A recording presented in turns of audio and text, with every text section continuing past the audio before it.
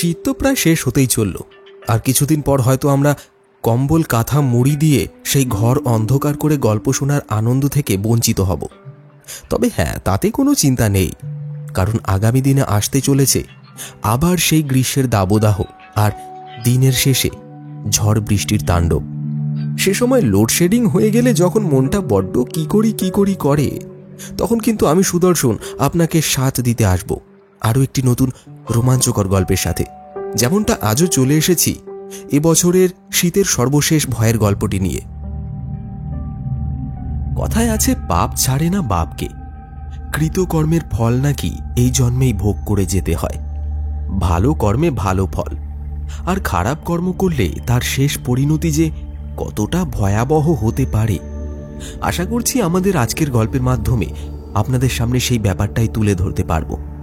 আজ আপনাকে শোনাব লেখিকা মৈত্রেয়ী চ্যাটার্জির কলমে ভয়ের গল্প, শেষ শীতের আতঙ্ক। তাহলে চলুন বেশি কথা না বাড়িয়ে সরাসরি শুরু করছি আজকের গল্প। সঙ্গে থাকুন, শুনতে থাকুন, আর ভালো লাগলে অবশ্যই লাইক, কমেন্ট, শেয়ার করুন। যদি এখনও চ্যানেলটি সাবস্ক্রাইব না করে থাকেন তাহলে আর দেরি নয়, প্লিজ এক্ষুনি চ্যানেলটি সাবস্ক্রাইব করে আমাদের মোটিভেট করুন এই ধরনের আরও রোমহর্ষক কাহিনী যেন আমরা প্রতিবার আপনার জন্য নিয়ে আসতে পারি। শুরু হচ্ছে শেষ শীতের আতঙ্ক।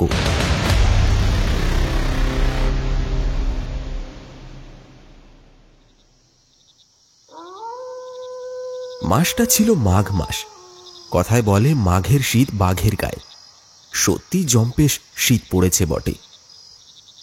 রাতে খাওয়া দাওয়ার পর নাতি সুনন্দকে নিয়ে তার ঠাকুরদা সুনির্মল বাবু ঘরের দাওয়ায় বসে গাল গল্পে মেতেছিলেন। সুনন্দ কলকাতায় থাকে, ছুটি পেয়ে গ্রামের বাড়িতে বেড়াতে এসেছে। সুনির্মল বাবু তার শৈশবের কথা বলছিলেন। হঠাৎ তাকে থামিয়ে দিয়ে সুনন্দ বলল, এবার একটা ভূতের গল্প শোনাও না দাদু, না হলে ঠিক জমছে না কিছুতেই। বেশ বেশ, বলবো, তবে আমি কিন্তু কোনো গল্প শোনাবো না। যেটা বলবো সেটা একেবারে সত্যি ঘটনা। তা রাতের বেলায় ভয়টাই পাবে না তো দাদু ভাই? ভয় পেলে চিন্তা কি, আমি তো তোমার কাছেই শোবো। এখন বলো দেখি ঘটনাটা। বেশ বেশ, শোনো তবে। সে বহুকাল আগের কথা। তখন আমি নতুন গঞ্জে থাকতুম। মফস্বল এরিয়া, হাওয়া বাতাস ভালোই ছিল। আমি তখনও বিয়ে করিনি, একা মানুষ, একটা মেষ বাড়িতে থাকতুম। সকাল হলেই ঘুম থেকে উঠে টিফিন করে দোকানে চলে যেতুম। নতুনগঞ্জে স্কুল পাড়ায় আমার একটা মণিহারি দোকান ছিল। ভালোই বিক্রি বাট্টা হতো, দিব্যি দিন কেটে যাচ্ছিল। হঠাৎ কোত্থেকে একটা আজব স্বপ্ন এসে আমার ঘুমের ব্যাঘাত ঘটাতে শুরু করলো।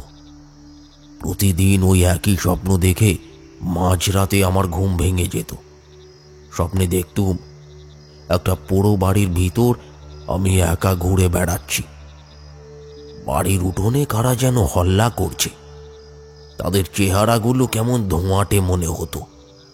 মুখগুলো ভালো করে দেখতে পেতুম না, তবে তাদের অস্পষ্ট কথাবার্তা শুনতে পেতুম। একদিন রাতে স্বপ্নের ঘোর যেন কাটতেই চাইল না। একটানা স্বপ্ন দেখে শেষ রাতে আমার ঘুমটা ভেঙে গেল। তারপর আর ঘুমোতেই পারলুম না। ফলে সেদিন দুপুরে ফাঁকা দোকানে বসে ঝিমুনি এসে গেছিল।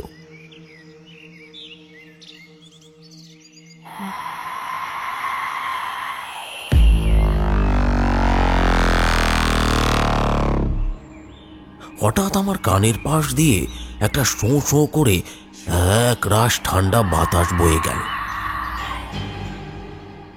প্রথমে ভাবলুম শৈত্যপ্রবাহ চলছে, কিন্তু তারপর টের পেলুম আমার কানের কাছে এসে কে যেন ফিস ফিস করে কথা বলছে।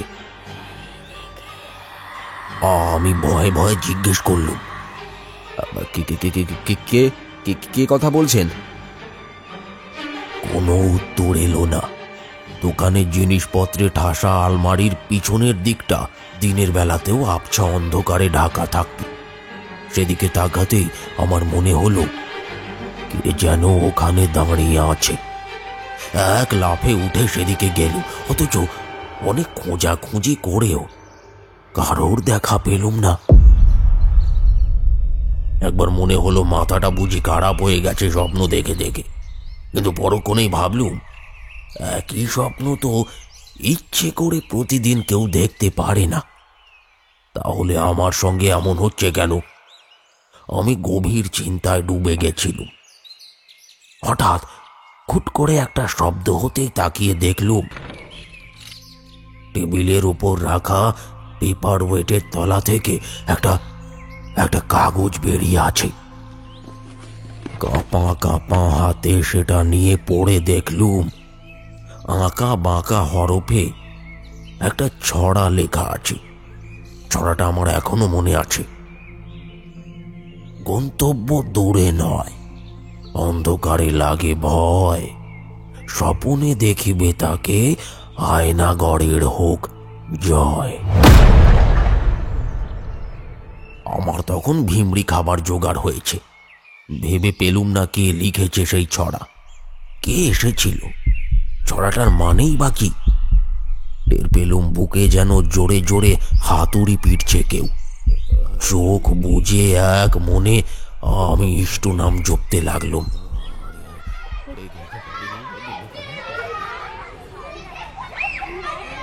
স্কুলের ছেলে মেয়েরা হুড়মুড় করে দোকানে এসে ভিড় জমাতেই যেন হাঁপ ছেড়ে বাঁচল। কাগজটা ভাঁজ করে শার্টের পকেটে গুঁজে বিকেলের বউনি শুরু করল। তারপর নানান ব্যস্ততায় চিরকুটের কথাটা বেমালুম ভুলেও গেল।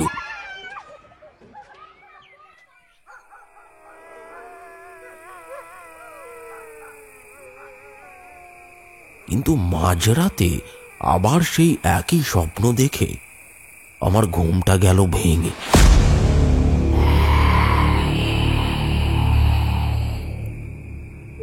গাটা ছমছম করে উঠল।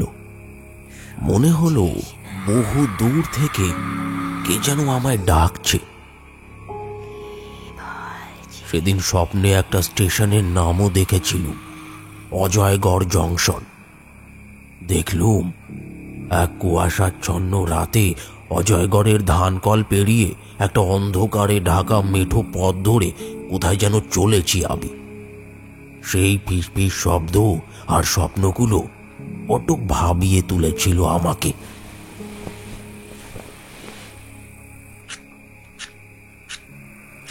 বিছানা থেকে নেমে একটা সিগারেট ধরালুম।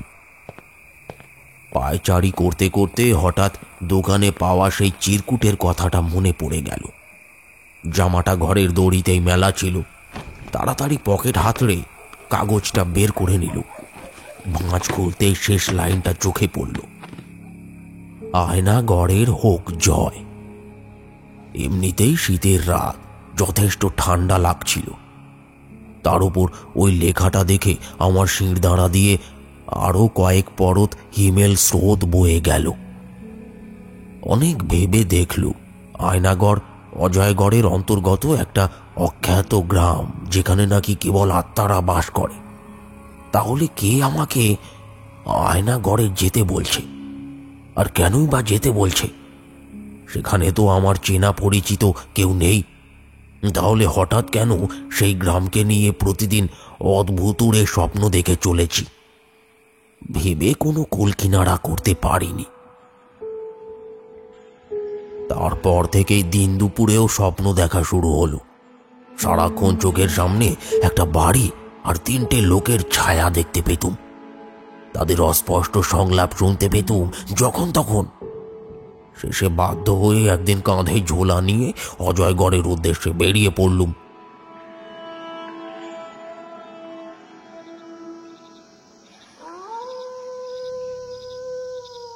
নতুনগঞ্জ থেকে অজয়গড়ের দূরত্ব প্রায় 70 কিলোমিটার, ঘন্টা 2-এর পথ। বিকেলে ট্রেনে রওনা দিল। ট্রেন ছুটে চলল আপন গতিতে। শীতের বেলা, তাই 4:30 বাজতে না বাজতেই চারিদিকে অন্ধকার নেমে গেল। পাক্কা 2 ঘন্টা পর যখন অজয়গড় স্টেশনে নামলুম, তখন 6:30 বেজে গেছে।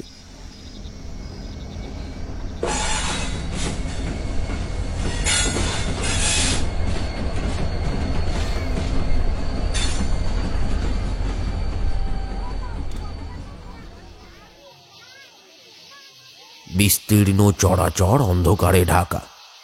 আকাশে চাঁদ ছিল না।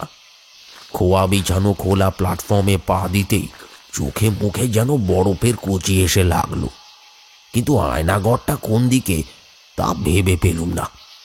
লোককে জিজ্ঞেস করতে যাব এমন সময় কানের কাছে আবার সেই ফিসফিস শব্দটা শুনতে পেলে।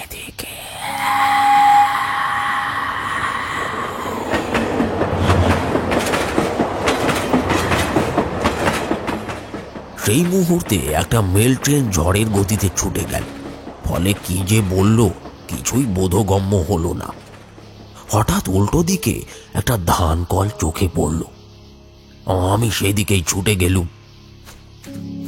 ভালো করে তাকিয়ে দেখলুম ধান কলের পাশ দিয়ে যে রাস্তাটা চলে গেছে সেখানে কেউ একজন অন্ধকারে দাঁড়িয়ে আছে। মনে হলো আমার জন্যই অপেক্ষা করছে। লোকটা হঠাৎ পিছন ঘুরে হাঁটতে শুরু করলো। আমি ওকে অনুসরণ করলুম। এবড়ো খেবড়ো কাঁচা রাস্তা ধরে কিছুক্ষণ চলার পর ধুলো মাখা মেঠো পথ শুরু হলো। কুয়াশা জমাট বেঁধেছিল পথের ওপরে। শীতের রাতে পাড়া গায়ে সন্ধে 7টা বাজলেই যেন মাঝরাতের অন্ধকার নেমে আসে। সেখানেও একই দৃশ্য চোখে পড়ল। সামান্য কুপি বাতিটুকুও জ্বলছে না কোথাও। এত গাছপালা জঙ্গল চারিদিকে, তবু কোথাও একটা ঝিঁঝি পোকাও ডাকছে না।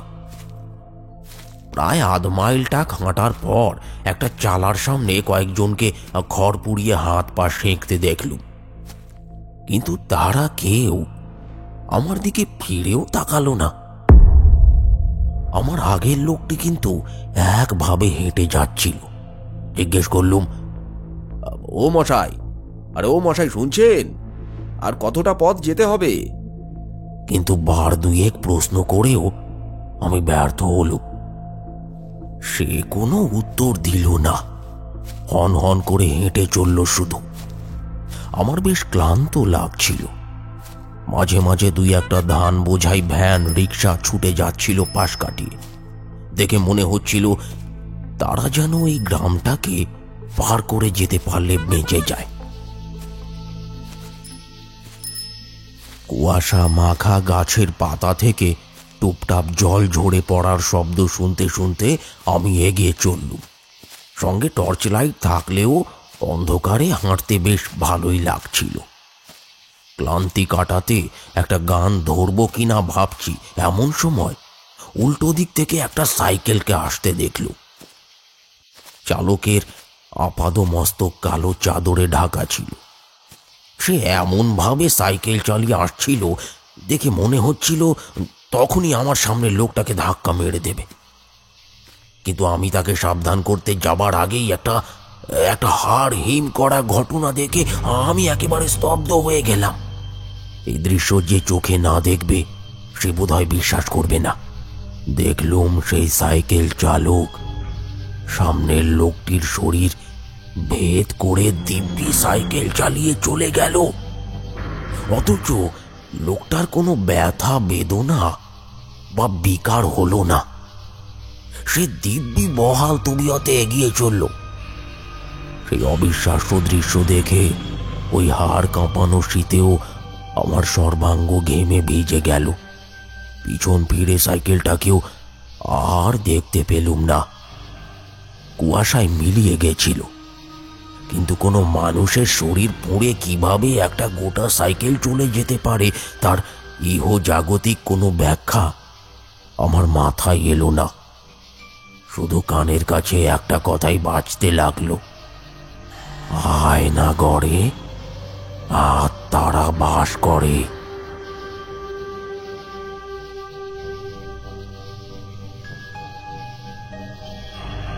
নানান ধরনের অলৌকিক কাণ্ড কারখানা ঘটতে দেখেও এক অমোঘ আকর্ষণে আমি হেঁটে চললুম সেই লোকটির পিছন পিছন।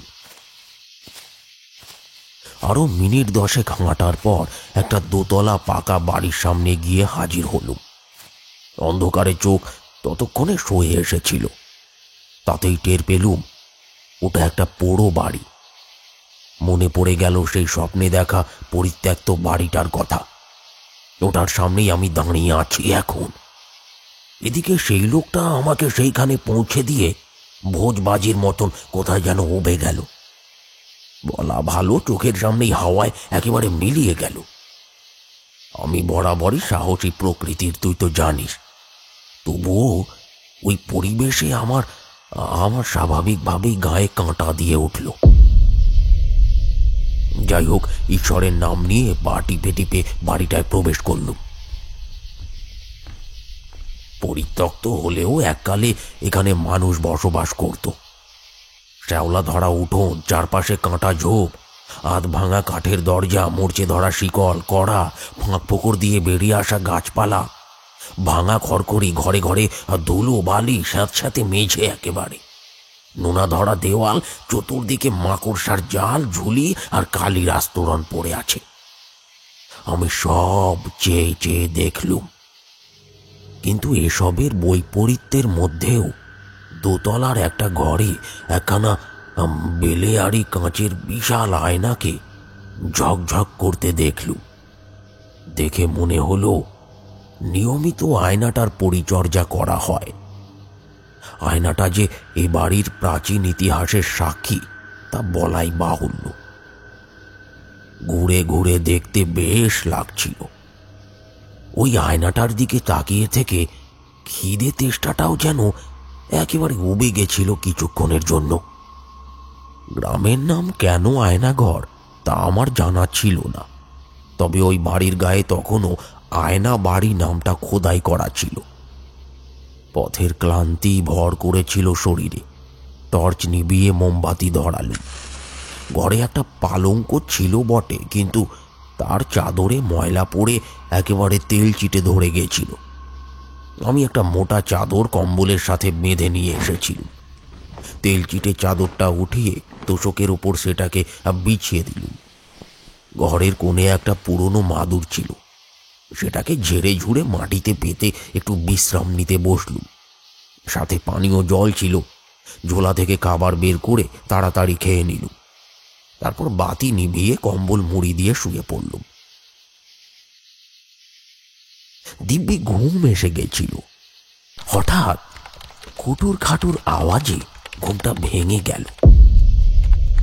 প্রথমে মনে হলো কেউ যেন ঘরে ঢুকে জিনিসপত্র নাড়াচাড়া করছে। তারপর টের পেলুম আওয়াজটা আসছে সেই আয়নাটার দিক থেকে। ধর্মড়িয়ে উঠে মোমবাতিটা ধরিয়ে সেদিকে তাকাতেই দেখলুম আয়নাটা নড়ছে। স্বচ্ছ কাঁচটা তীর তীর করে কাঁপছে, আর শব্দটা ঠিক ওখান থেকেই আসছে। ভাবলুম আয়নাটা হাওয়ায় কাঁপছে, তাই দেওয়ালে ঘষা লেগে ওরকম আওয়াজ হচ্ছে। কিন্তু পর মুহূর্তে আমার ভুলটা ভেঙে গেল। আয়নার মধ্যে হঠাৎ কতগুলো ছায়া শরীরকে দেখতে পেলুম। দেখলুম কাদের যেন মেরে ফেলা হলো। তলোয়ারের খাপ খোলার শব্দ, চাবুকের আওয়াজ, আর্তচিৎকার, করুণ সুরে হাহাকার ভেসে এলো সেখান থেকে। আমি আমি আমি পালঙ্ক থেকে নেমে ছুটে গেলুম আয়নাটার দিকে।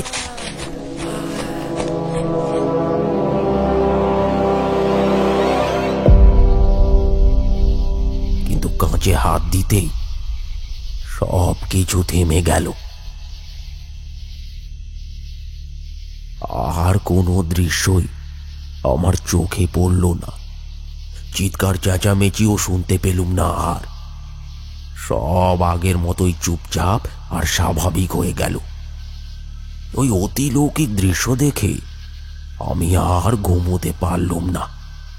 বাকি রাতটুকু জেগেই কাটালুম।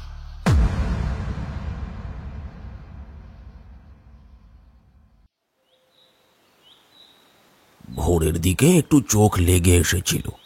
হাত ঘড়িটা বের করে দেখলুম ভোর 6টা বাজে। নিশ্চিন্ত হয়ে ঘন্টা দুয়েক ঘুমিয়ে নিলুম। তারপর ঘুম থেকে উঠে নিচে নেমে দাওয়া এসে দাঁড়ালুম। উঠোনের একপাশে গাছপালা আর ঝোপঝাড়ে ঠাসা একটা চৌকোনা জায়গা চোখে পড়ল। হয়তো এককালে সাজানো বাগান ছিল। সেখানে একটা অব্যবহৃত ধানের গোলাও দেখতে পেলুম। উঠোনে নেমে এদিক ওদিক তাকাতেই ধানের গোলার পিছন থেকে একটা পুরনো টিউবওয়েল দেখতে পেলুম। সেটা পাম্প করতেই পরিষ্কার জল বেরোলো। দেখে বোঝা গেল ওটা রোজ ব্যবহার করা হয়। মনে অনেকগুলো প্রশ্ন ঘুরপাক খাচ্ছিল। আমার ভাবনাকে সত্যি করে দিয়ে তখনই এক বয়স্কা বৃদ্ধা আরও কয়েকজনের সাথে জল নিতে এলেন। মনে হলো নিশ্চয়ই উনি প্রতিবেশী হবেন, অর্থাৎ আয়নাঘর মোটেও অশরীরীদের আস্তানা নয়, যত সব আজগুবি রটিয়েছে লোকজন। আর যদি তাই হয় তাহলে গতকাল সন্ধ্যায় দেখা ওই সাইকেল চালকের ঘটনা আর আয়নায় দেখা সেই দৃশ্য সবগুলোই নির্ঘাত কোনো দুঃস্বপ্ন ছিল। ওরকম আবার বাস্তবে ঘটে নাকি? বৃদ্ধা আমাকে দেখেই জিজ্ঞেস করলেন, তুমি কে গো বাচ্চা? এ বাড়িতে তোমাকে কখনো দেখি নাই তো। না না দিদিমা, আমি এখানে থাকি না। গ্রাম আমার বড় ভালো লাগে, তাই ঘুরতে ঘুরতে এদিকে চলে এসেছিলুম। ভাবছিলুম রাত কাটানো যাবে কিনা। বৃদ্ধা আঁতকে উঠে বললেন, সে কি বাচ্চা, তুমি রাতের বেলায় একা একা এখানে থাকার কথা ভাবছো? থেকো না, চলে যাও বাচ্চা।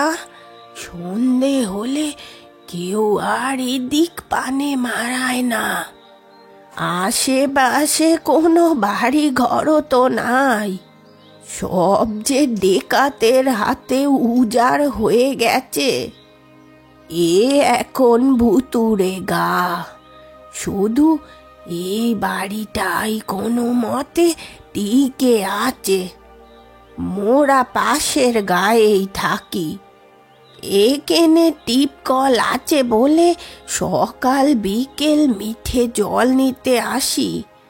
তুমি সন্ধ্যের আগেই চলে যেও বাচ্চা, অন্ধকারে বিপদ হতে পারে। এরা ভিন গাঁয়ের লোক? এই গ্রামে আর কোনো ঘরবাড়ি নেই? তাই কি গত রাতে অমন ঘুটঘুটে অন্ধকারে ছেয়েছিল চারপাশ?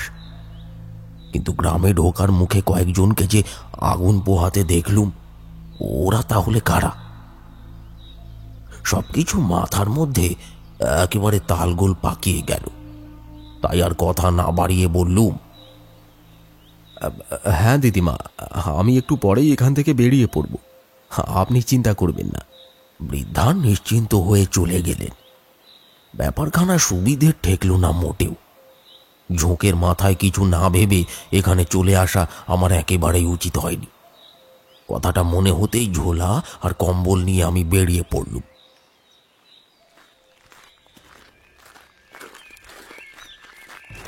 বাইরে গিয়ে দেখলুম সত্যি খাওয়া খাওয়া করছে চারিদিক। ঘরবাড়ির চিহ্ন মাত্র নেই, চারপাশে কেবল ধুধু প্রান্তর। হঠাৎ এক ভ্যানওয়ালাকে দেখলুম খড় বোঝাই করে কোথায় যেন চলেছে। তাকে বললুম পথ হারিয়ে ফেলেছি, একটু স্টেশনে পৌঁছে দেবে? সে আমায় ভ্যানে তুলে মিনিট 20 মধ্যে পৌঁছে দিল স্টেশনে। স্টেশনের ক্যান্টিনে দুপুরের খাবার খেয়ে আমি ট্রেনের অপেক্ষায় বসে রইলুম। বিকেলের আগে ফিরে যাওয়ার কোনো ট্রেন ছিল না। নিরুপায় হয়ে বেঞ্চে বসে ঢুলছিলুম। এমন সময় আমার কানের কাছে কেউ ফ্যাঁস ফ্যাঁসে গলায় বলে উঠল, সুনির্মল,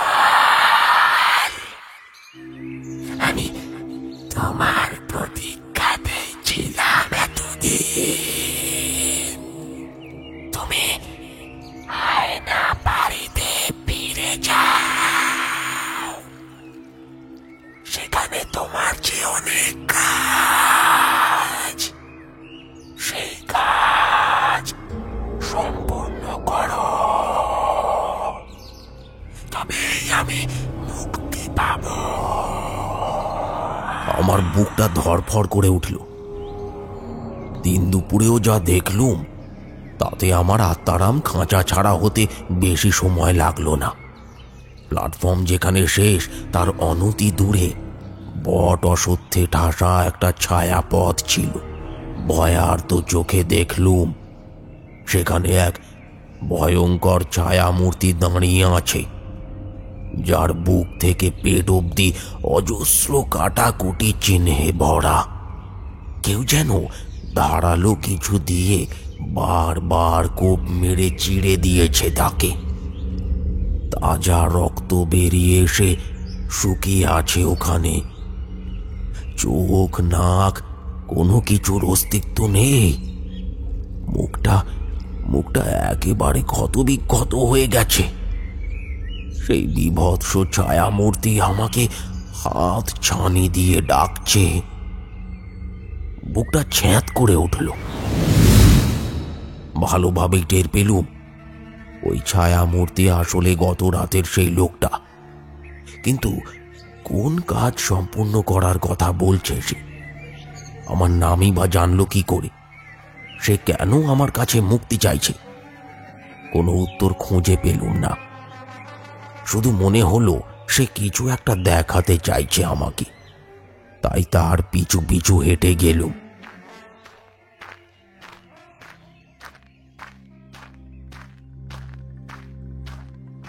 সেদিন এক বিচিত্র অভিজ্ঞতা হয়েছিল। মিনিট 20 হাঁটার পর ছায়াপথ পেরিয়ে গাছপালার আড়ালে ঢাকা একটা গৃহস্থ বাড়ি চোখে পড়ল। একটা লোককে বাড়ির উঠোনে বসে রোদ পোহাতে দেখল, কিন্তু সেই ছায়ামূর্তিকে আর দেখতে পেলুম না। আমি গাছের আড়ালে দাঁড়িয়েছিলুম।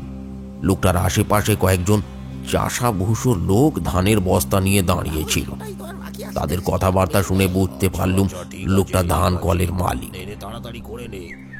সে আমার দিকে পিঠ ফিরিয়ে বসে তেল মাখছিল। হঠাৎ দড়ি থেকে গামছা নেবার জন্য পিছনে ফিরল। লোকটাকে দেখে আমার মাথার ভেতরটা কেমন যেন ঝনঝন করে উঠল। আমি চোখ বুজে ফেললাম। চোখের সামনে ফটো নেগেটিভের মতন কালো কালো কতগুলো চেহারা আর মুখের ছবি ভেসে উঠল। মনে পড়ে গেল ওরকম ছবি আমি সেই পোড়ো বাড়ির আয়নাতেও দেখেছি।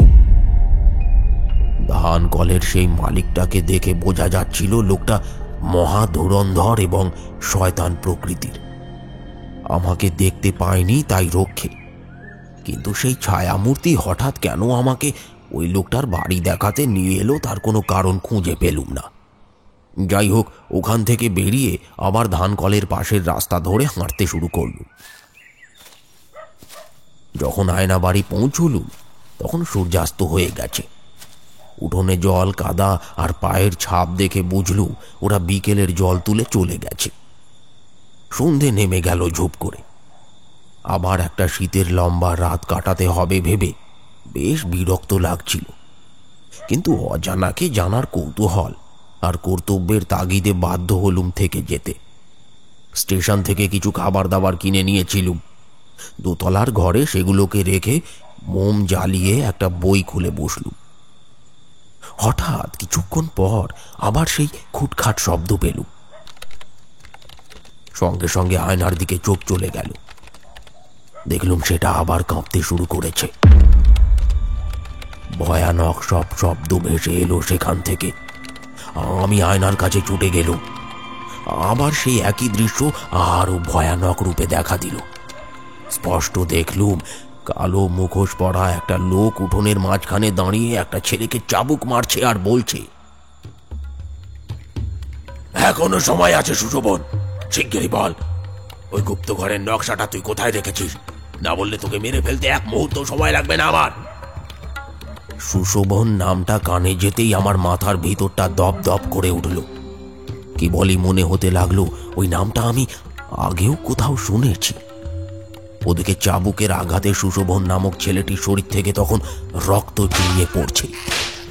তবুও সে ধুঁকতে ধুঁকতে বলছে, জান চলে যায় যাক, তবু তবু তোকে তোকে আমি ওই নকশার সন্ধান দেব না কিছুদিন।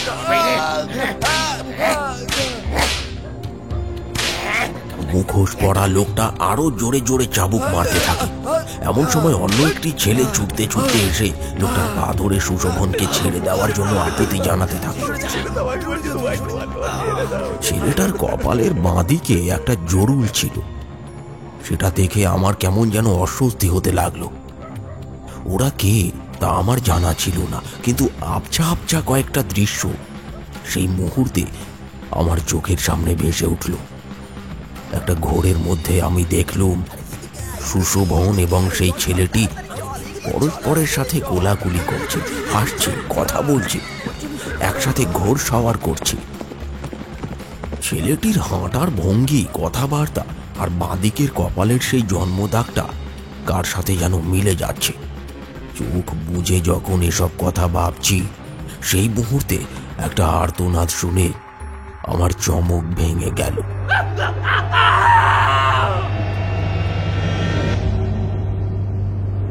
দেখলো মুখোশ পরা লোকটাকে থামাতে না পেরে ছেলেটি তার বুকে পেটে ক্রমাগত লাথি মারছে। সুশোভন নামের ছেলেটি তখন মৃতপ্রায়, ধুঁকতে ধুঁকতে জল চাইছে। ছেলেটি হাতাহাতি ছেড়ে জল আনতে উদ্যত হল। সেই সুযোগে লোকটা ছেলেটিকে এক ধাক্কায় মাটিতে ফেলে চাবুক মারতে শুরু করলো।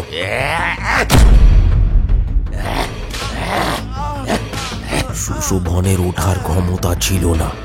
ছেলেটির অবস্থা দেখে শেষ মুহূর্তেও তার দু চোখ বেয়ে অশ্রু নেমে এলো। এদিকে আমার সাথেও তখন একটা কাণ্ড ঘটে চলেছে।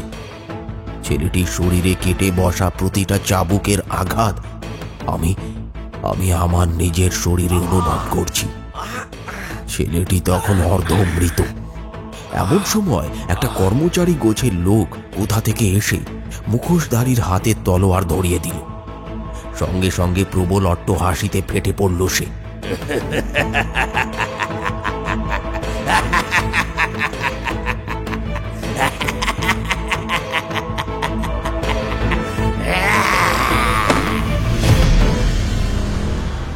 হাসতে হাসতে নিমেষের মধ্যেই সুশোভনের এবং সেই ছেলেটির মুন্ড ছেদ করে দিল তলোয়ারের এক কোপে।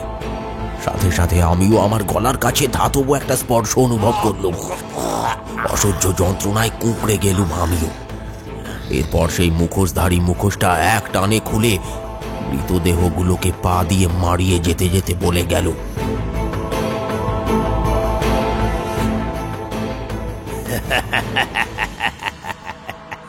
সুশোভনের সাথে সুনির্মলকেও খতম করে দিলাম। আমাকে বাধা দেবার আর কেউ রইল না এখন। এবার ওই সিন্দুকটা ভেঙে ফেললেই সব সম্পত্তি আমার হয়ে যাবে। আমি জানি নকশাটা ওখানেই আছে নকশা।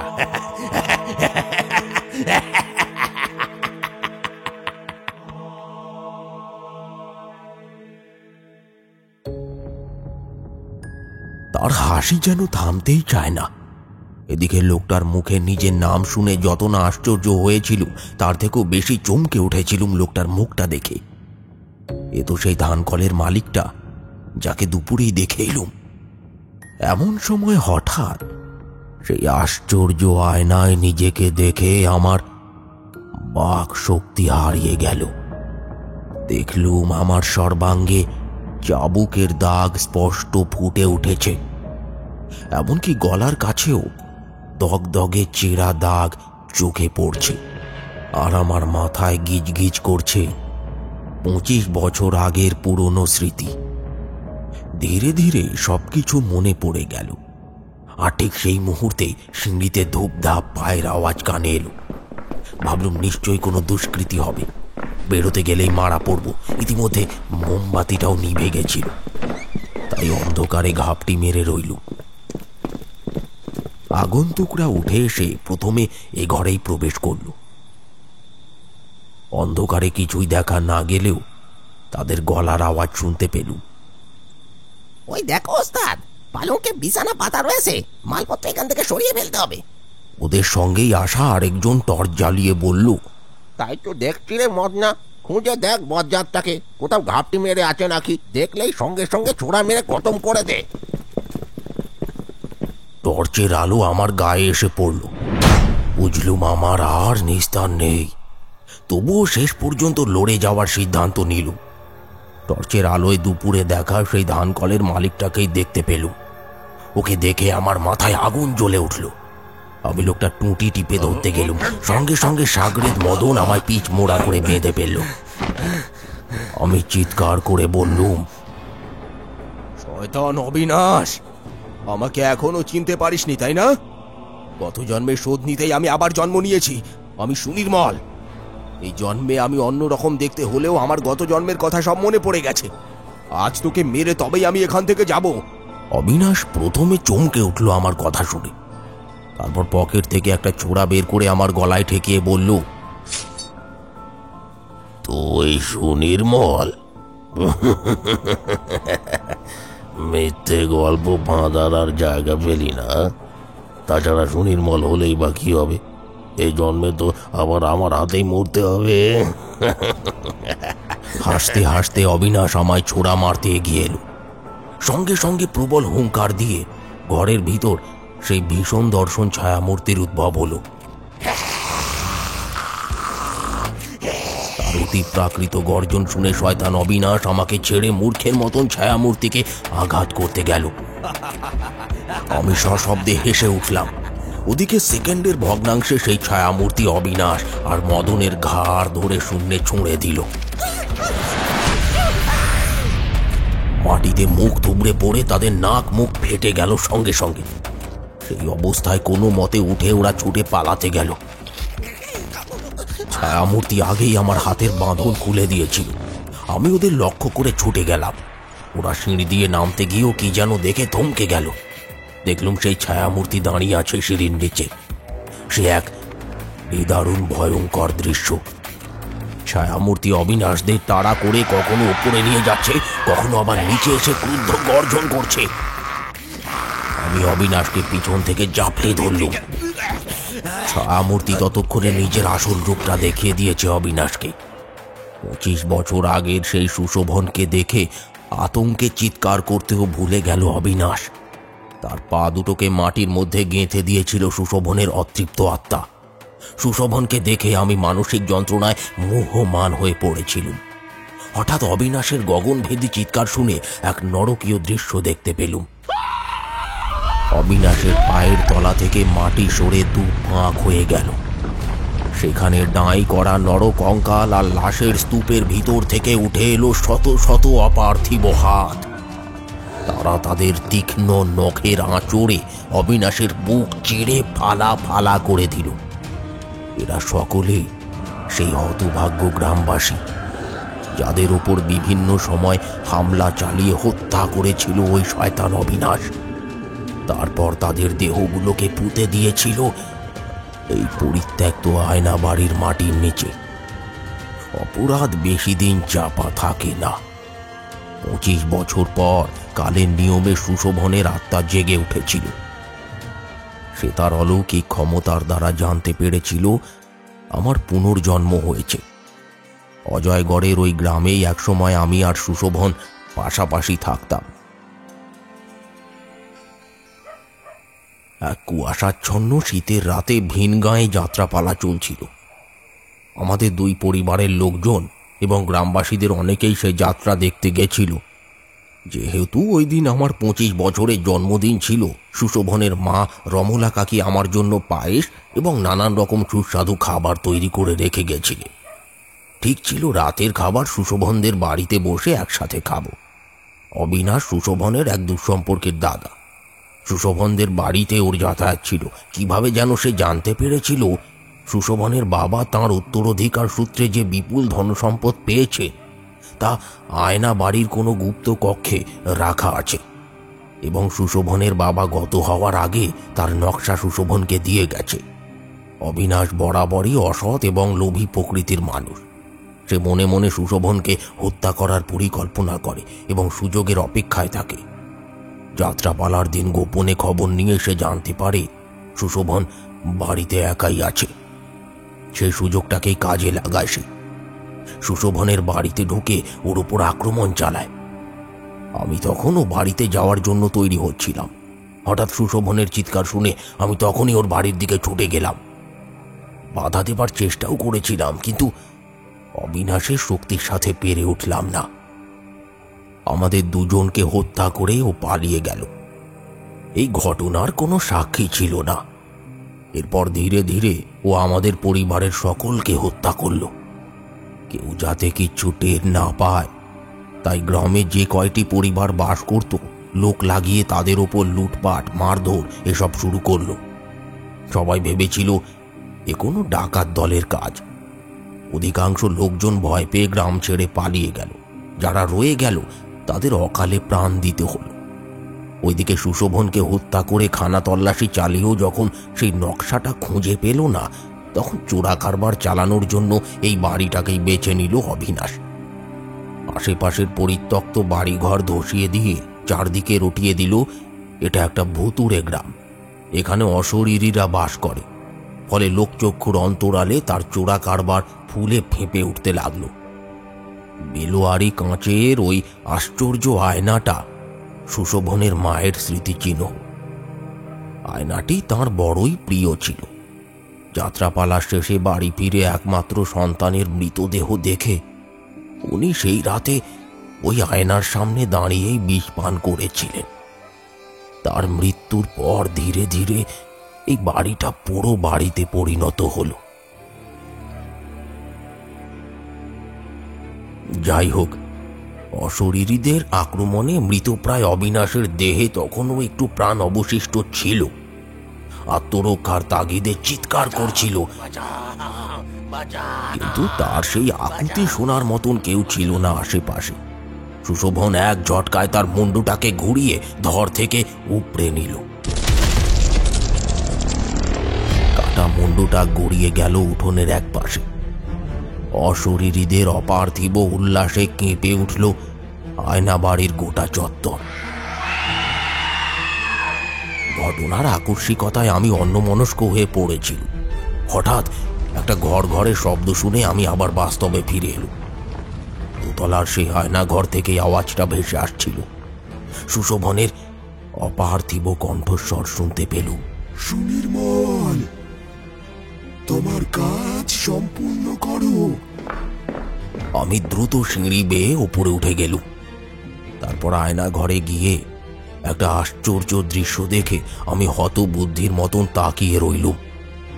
দেখলুম সেই বিশাল আয়নাটা সরে গিয়ে একটা গোপন সুড়ঙ্গ পথ দেখা যাচ্ছে। বুঝলাম এটাই সেই গুপ্ত কক্ষ, যার জন্যে এত কাণ্ড। অবিনাশ ভেবেছিল গুপ্ত কক্ষে যাবার কোনো নকশা আছে। আসলে যা ছিল তা হলো কক্ষের গায়ে থাকা হাতলের কৌশল। ওই আয়নাটাই আসল গুপ্ত কক্ষের প্রধান দরজা। অবিনাশ যদি আয়নাটা সরিয়েও দেখত, তবুও তার কিছুই করার থাকতো না। ওই লোহার ফটক এমনভাবে তৈরি করা হয়েছিল যা ভাঙার সাধ্য কারোর ছিল না। আয়নার পিছনে একটা সংখ্যাযুক্ত হাতল ছিল, যেটা ঘুরিয়ে ঘুরিয়ে নির্দিষ্ট ক্রম মিলিয়ে খুলতে হতো। একমাত্র সুশোভন আর রমলা কাকি সেই বিশেষ উপায় জানত। সুনন্দ সুনির্মল বাবুকে থামিয়ে বলল, ওফ দাদু, আমি জানি, ওটা হলো কম্বিনেশন লক। সুনির্মল বাবু হেসে উঠলেন সুনন্দর কথায়। আচ্ছা, আর হাসতে হবে না। তারপর বলো তো কি হলো? তারপর আর কি, বিদায় নেবার আগে সুশোভন আমাকে তার সেই গুপ্ত কক্ষের সন্ধান দিয়ে বলে গেল আমি যেন এই বাড়িতেই বসবাস করি, এই গ্রামকে আবার নতুন করে গড়ে তুলি, কারোর যেন কোনো অভাব না থাকে। অসহায় দিন দরিদ্রদের আমি যেন সেই ধন সম্পদ দান করি।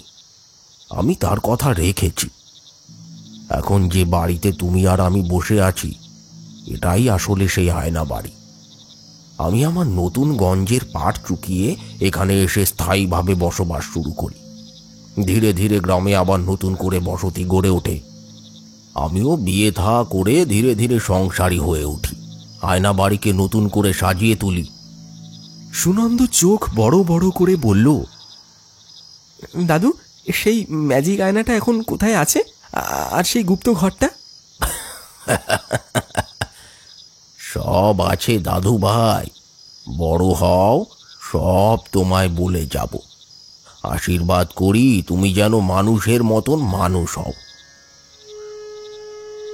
সুনির্মল বাবু আকাশের দিকে তাকিয়ে কাপড়ের খুঁটে চোখ মুছলেন। তার মনে হলো কুয়াশা সরিয়ে মেঘের আড়াল থেকে সুশোভন যেন হাসছে।